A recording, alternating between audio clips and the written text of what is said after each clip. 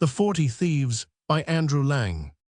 In a town in Persia, there dwelt two brothers, one named Cassim, the other Ali Baba. Cassim was married to a rich wife and lived in plenty, while Ali Baba had to maintain his wife and children by cutting wood in a neighboring forest and selling it in the town. One day, when Ali Baba was in the forest, he saw a troop of men on horseback coming toward him in a cloud of dust. He was afraid they were robbers and climbed into a tree for safety. When they came up to him and dismounted, he counted 40 of them. They unbridled their horses and tied them to trees. The finest man among them, whom Ali Baba took to be their captain, went a little way among some bushes and said, "Open sesame," one so plainly that Ali Baba heard him. A door opened in the rocks, and having made the troop go in, he followed them, and the door shut again of itself. They stayed some time inside, and Ali Baba, fearing they might come out and catch him, was forced to sit patiently in the tree. At last, the door opened again, and the 40 thieves came out. As the captain went in last, he came out first, and made them all pass by him. He then closed the door, saying, "Shut sesame." Every man bridled his horse, and mounted. The captain put himself at their head, and they returned as they came. Then Ali Baba climbed down, and went to the door concealed among the bushes, and said, "Open sesame," and it flew open. Ali Baba, who expected a dull, dismal place, was greatly surprised to find it large and well lighted, hollowed by the hand of man in the form of a vault, which received the light from an opening in the ceiling. He saw rich bales of merchandise, silk, stuffed brocades all piled together, and gold and silver in heaps, and money in leather purses. He went in, and the door shut behind him. He did not look at the silver, but brought out as many bags of gold as he thought his asses, which were browsing outside, could carry, loaded them with the bags, and hid it all with faggots. Using the words, "Shut sesame," he closed the door and went home. Then he drove his asses into the yard, shut the gates, carried the money bags to his wife, and emptied them out before her. He bade her keep the secret, and he would go and bury the gold. "Let me first measure," it said his wife. "I will go borrow a measure of someone while you dig the hole." So she ran to the wife of Cassim and borrowed a measure. Knowing Ali Baba's poverty, the sister was curious to find out what sort of grain his wife wished to measure, and artfully put some suet at the bottom of the measure. Ali Baba's wife went home and set the measure on the heap of gold, and filled it and emptied it often to her great content. She then carried it back to her sister, without noticing that a piece of gold was sticking to it, which Cassim's wife perceived directly her back was turned.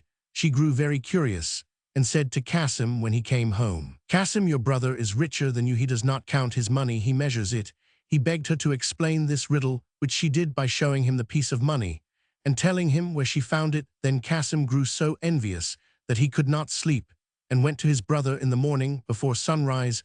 "Ali Baba," he said, showing him the gold piece, "you pretend to be poor, and yet you measure gold by this." Ali Baba perceived that through his wife's folly Cassim and his wife knew their secret, so he confessed all and offered Cassim a share. "That I expect," said Cassim, "but I must know where to find the treasure, otherwise I will discover all, and you will lose all." Ali Baba, more out of kindness than fear, told him of the cave, and the very words to use. Cassim left Ali Baba, meaning to be beforehand with him and get the treasure for himself.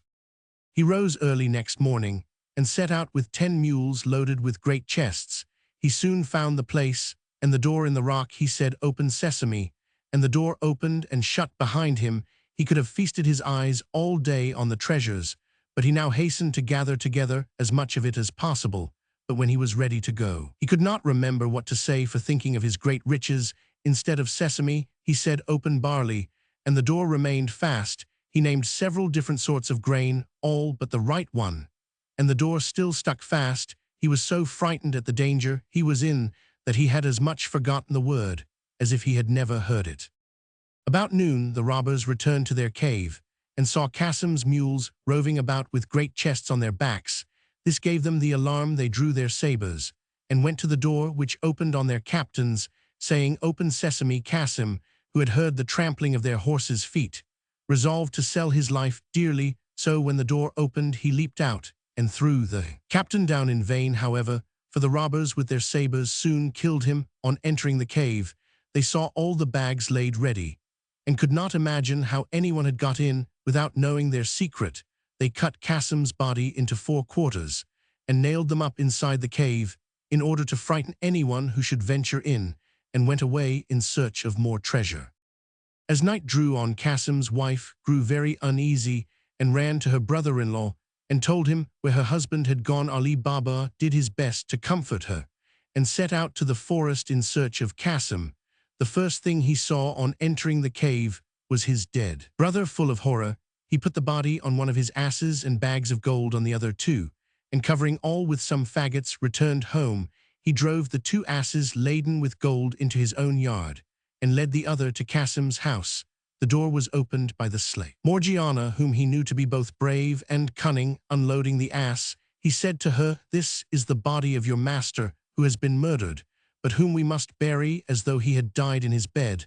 I will speak with you again, but now tell your mistress I am come." The wife of Cassim, on learning the fate of her husband, broke out into cries and tears, but Ali Baba offered to take her to live with him and his wife, if she would promise to keep his counsel and leave everything to Morgiana, whereupon she agreed and dried her eyes.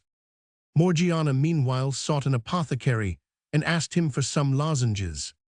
"My poor master," she said, "can neither eat nor speak, and no one knows what his distemper is." She carried home the lozenges and returned next day weeping, and asked for an essence only given to those just about to die. Thus in the evening, no one was surprised to hear the wretched shrieks and cries of Cassim's wife, and Morgiana telling everyone that Cassim was dead. The day after, Morgiana went to an old cobbler near the gates of the town, who opened his stall early, put a piece of gold in his hand, and bade him follow her with his needle and thread. Having bound his eyes with a handkerchief, she took him to the room where the body lay, pulled off the bandage, and bade him sew the quarters together, after which she covered his eyes again and led him home.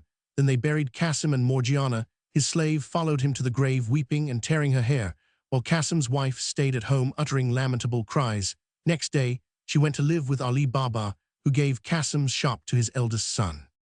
The 40 thieves, on their return to the cave, were much astonished to find Cassim's body gone, and some of their money bags. "We are certainly discovered," said the captain, "and shall be undone if we cannot find out who it is that knows our secret. 2 men must have known it. We have killed one. We must now find the other. To this end, one of you who is bold and artful must go into the city dressed as a traveler and discover whom we have killed, and whether men talk of the strange manner of his death. If the messenger fails, he must lose his life, lest we be betrayed." One of the thieves started up and offered to do this, and after the rest had highly commended him for his bravery, he disguised himself and happened to enter the town at daybreak, just by Baba Mustafa's stall. The thief bade him good day, saying, "Honest man, how can you possibly see to stitch at your age old, as I am?" Replied the cobbler, "I have very good eyes, and will you believe me when I tell you that I sewed a dead body together in a place where I had less light than I have now?" The robber was overjoyed at his good fortune, and giving him a piece of gold, desired to be shown the house where he stitched up the dead body. At first Mustafa refused, saying that he had been blindfolded, but when the robber gave him another piece of gold, he began to think he might remember the turnings if blindfolded, as before. This means succeeded. The robber partly led him, and was partly guided by him, right in front of Cassim's house, the door of which the robber marked with a piece of chalk. Then, well pleased, he bade farewell to Baba Mustafa, and returned to the forest. By Morgiana, going out, saw the mark the robber had made, quickly guessed that some mischief was brewing, and fetching a piece of chalk, marked 2 or 3 doors on each side, without saying anything to her master or mistress. The thief meantime told his comrades of his discovery. The captain thanked him and bade him show him the house he had marked, but when they came to it, they saw that 5 or 6 of the houses were chalked in the same manner. The guide was so confounded that he knew not what answer to make, and when they returned, he was at once beheaded for having failed.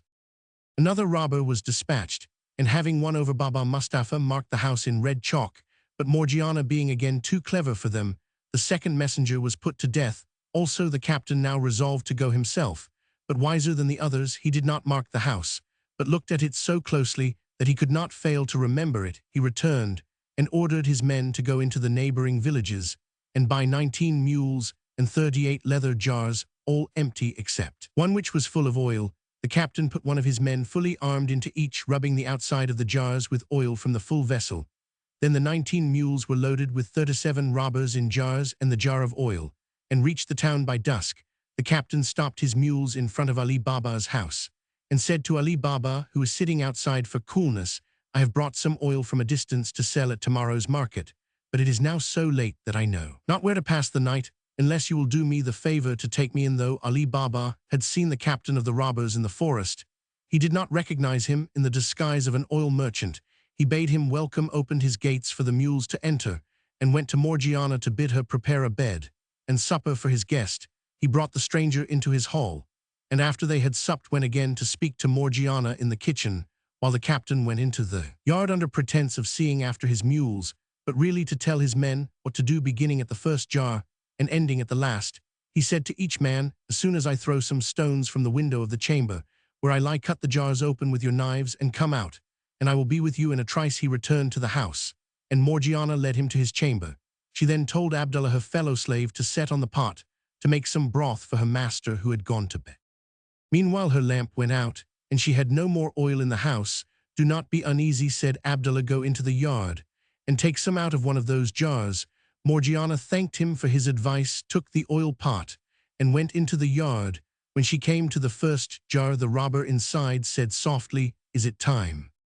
Any other slave, but Morgiana, on finding a man in the jar, instead of the oil she wanted, would have screamed and made a noise.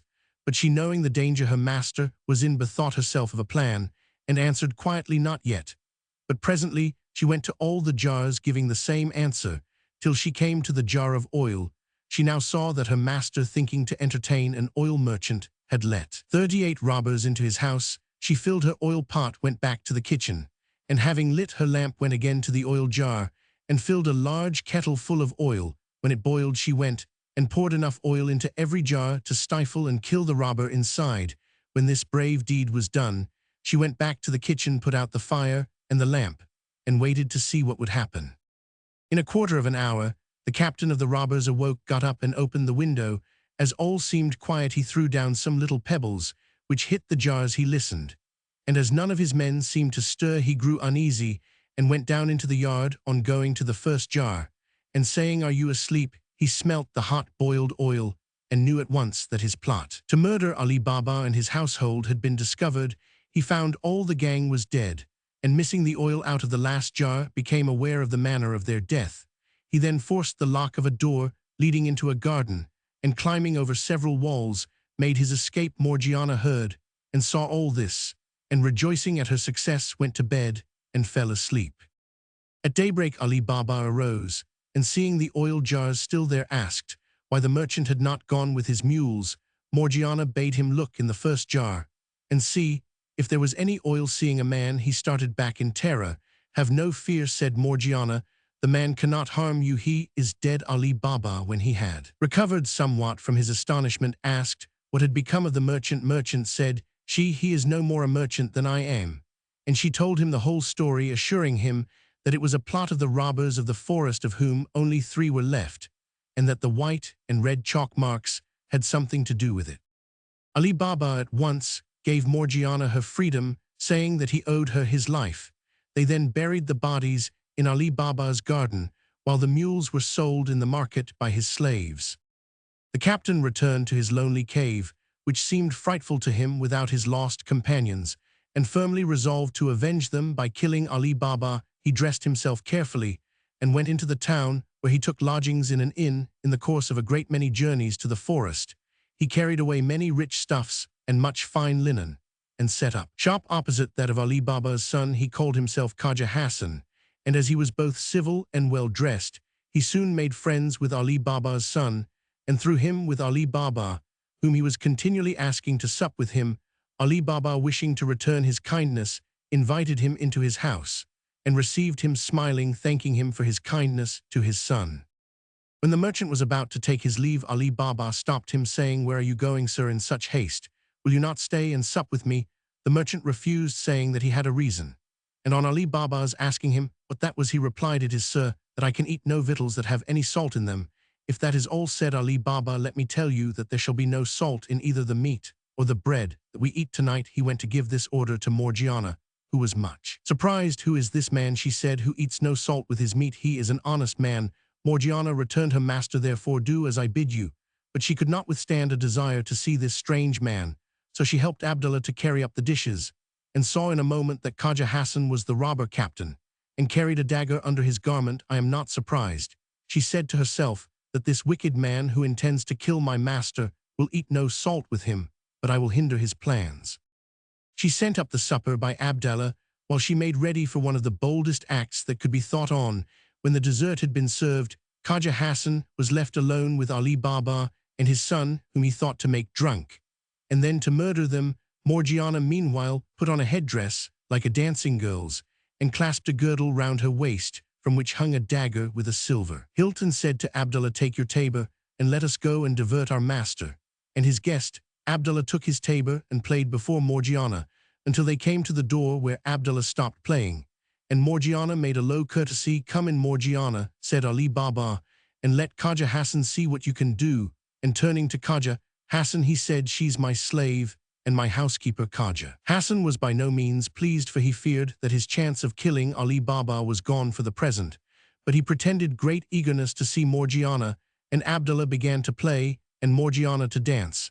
After she had performed several dances, she drew her dagger and made passes with it, sometimes pointing it at her own breast, sometimes at her master's, as if it were part of the dance. Suddenly out of breath, she snatched the tabor from Abdullah with her left hand, and holding the dagger in her right hand, held out the tabor to her master Ali Baba, and his son put a piece of gold into it.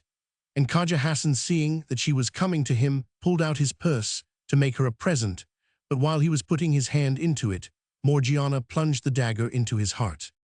Unhappy girl, cried Ali Baba and his son, what have you done to ruin us? It was to preserve you, master, not to ruin you, answered Morgiana. See here, opening the false merchant's garment, and showing the dagger, see what an enemy you have entertained. Remember, he would eat no salt with you, and what more would you have? Look at him. He is both the false oil merchant and the captain of the 40 thieves. Ali Baba was so grateful to Morgiana for thus saving his life that he offered her to his son in marriage, who readily consented, and a few days after the wedding was celebrated with greatest splendor. At the end of a year, Ali Baba, hearing nothing of the two remaining robbers, judged they were dead, and set out to the cave. The door opened on his saying, "Open, Sesame." He went in, and saw that nobody had been there since the captain left it. He brought away as much gold as he could carry, and returned to town. He told his son the secret of the cave, which his son handed down in his turn. So the children and grandchildren of Ali Baba were rich to the end of their lives. 1.